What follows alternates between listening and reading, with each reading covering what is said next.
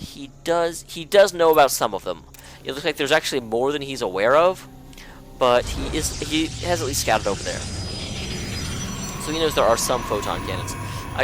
It does look like EvilDarkness is going to give us some Phoenixes in order to counter those mutas. Phoenixes are an excellent counter to mutas.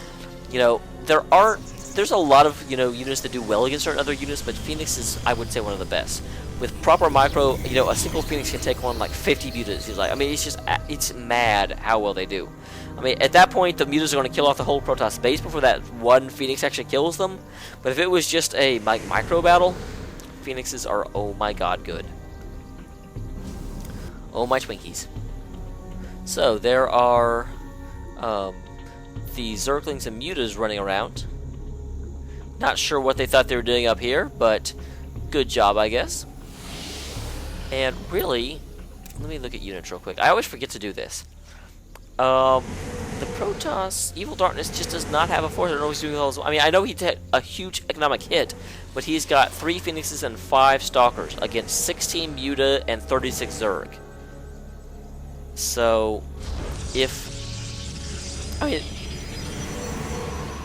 oh, sorry, there I go yawning again. Sorry about that, guys. I'm gonna try. This is a little bit late, but I know he took a really big hit, but that just seems like there's nothing there. If, you know, SC2 was going to move in right now, he'd absolutely crush him. Granted, the existence of these photon cannons are going to certainly tilt the favor. If the Stalkers fell back into the protection of the photon cannons, then that would do a lot to help with the Zerglings. But, you know, photon cannons go so quick to concentrate a mutifier, so, oh well, and why are you moving out? Okay, you're up to 8 Stalkers and 5, but still, you only get absolutely decimated. So he's going to try and go ahead and move out here. I'm not sure why the Phoenixes moved here. We're going to help. Oh, wait, we can't. I think the Phoenixes should be able to help with that. They should be able to pick up 1 rock at a time. You know, there's a whole like pile of boulders there. I think the Phoenixes should do 1 rock at a time. I think that'd be good. And I guess they kind of caught that, you know, the Zergling here can see what's going on, so they're like, we're going to fall back before we get absolutely killed. And there's a, wow. There's a battle I don't think EvilDarkness was actually expecting. That's very unfortunate, because there went 3 Phoenixes, and I only saw 1 Mutalist go down. Phoenixes, like I said, are amazingly good against mutas, but I don't think EvilDarkness was expecting the mutas to be right there. So he flew them into the mutas, and then the mutas started hitting, and he's like, oh crap, run away. And of course, I will say, SC2 did a really good job there. I don't know if you noticed it, but as soon as those, you know, Phoenixes started to fly away, his mutas just kind of flew the other direction. It's sort of like the way you gotta play against mutas if you're Marines. You don't ever want to chase mutas. Mutas will always outmaneuver you. But if mutas are coming in and you stem and run into them, you can do very well. You can get under them, you know, and they'll misjudge the distance. And so it's sort of the same thing. You know, the mutas were saying, you know, I don't want to fight. I don't want to chase you around. You're more maneuverable than me. You'll just tear me to bits. But if I can catch you when you're coming in, I can do a lot of damage. Exactly what happened. And here it comes again. And this time, it looks like he was going out here to actually fight the mutas. EvilDarkness just isn't microing at all. That looked like an attack move. I mean, he just kind of came in here and said, oh, well, I'm going to try and kill you and not be successful. And, you know, Phoenixes do very well against mutas, but you gotta actively control them. You know, it's not like Marauders beat Stalkers, because you can just A-move and the Stalker will die, or, you know, Immortals versus Marauders. It's actually a skill-based thing. When running here, decent number of Zealots. This is what I was talking about. The Zealots are going to run back within the protection of these 3 photon cannons. I do feel like SC2 could have beaten that if he had flown his, because his mutas were really not needed. If he had flown his mutas back here and just picked off, really just that. No, I guess there's 2 pylons here. But if he picked off those 2 pylons and powered down this whole area, then he would have won the game right there. But I guess there was enough damage going on. He's like, you know what? I have a very dominant position. I keep taking out his army.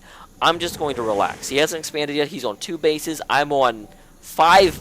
I'm about to be on 5 bases. He's got a base coming up there. He's got this base, which is lightly saturated. I would like to see more drones over here. He's got the gold, which is surprisingly lightly saturated for being the gold. These are probably all drones, though. Good deal. Oh, and some Corruptors. Getting the Corruptors up, of course, in order to deal with the Phoenixes. Although, honestly, from the way EvilDarkness has been playing, you don't need them. He's not using his Phoenixes correctly. But at the same time, you never want to count on your opponent playing bad. You know, you want to outplay your opponent. You don't want your opponent to make mistakes. If your opponent makes mistakes, that's certainly not a problem, but your strategy shouldn't count on your opponent making mistakes.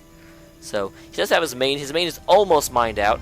I do have to say, I don't like the saturation I'm seeing from SC2. I know Zerg are always undersaturated, but I just really, I mean, this is the one base that's looking about how it should. All the other bases are underproducing. I mean, when you think about it, again, he's on 4 bases, and he has, I guess he has 54 drones. That's not too bad. 54 drones across 4 bases averages out to being about 12 drones per base.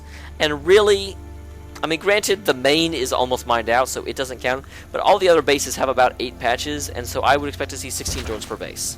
So, yeah, not seeing as much as I would like. It looks like EvilDarkness is going to expand up here. I do not see this expansion being successful, for the simple reason that earlier, I saw a Zergling sitting right here, and I didn't see it move. I didn't actually notice the Zergling come up here and get killed. I wasn't looking up here at the time, but I think there was a Zergling here that they killed and then set down the base, which means SC2 should know about this up here.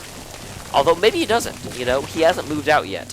This is one of those, I don't know if he's just misplaying, or he could also be, you know, timing it, waiting for this Nexus to finish. He may just go ahead and say, you know what, I saw that thing get killed. I'm going to wait about 2 minutes before I move up there. Let him fully invest and then take it out. Because you got to realize that's 400 minerals for the Nexus here, 200 for the 2 pylons, and then another 150 for the 2 extractors. So, altogether, that's 750 minerals.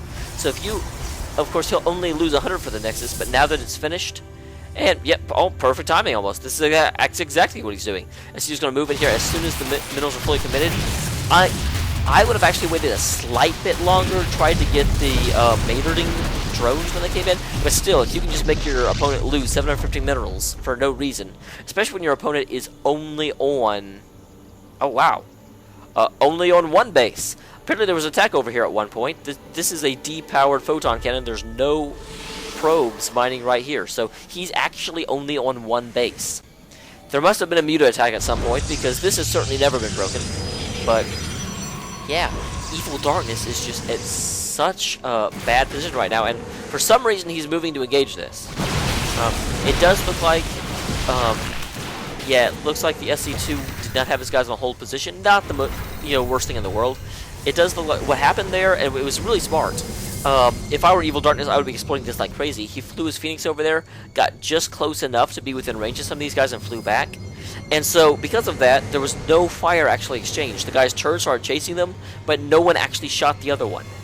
And as an end result, you know, obviously, SC2 was not watching his army. He didn't see it happening. But there was also no notification until the guys were all the way over here and getting killed.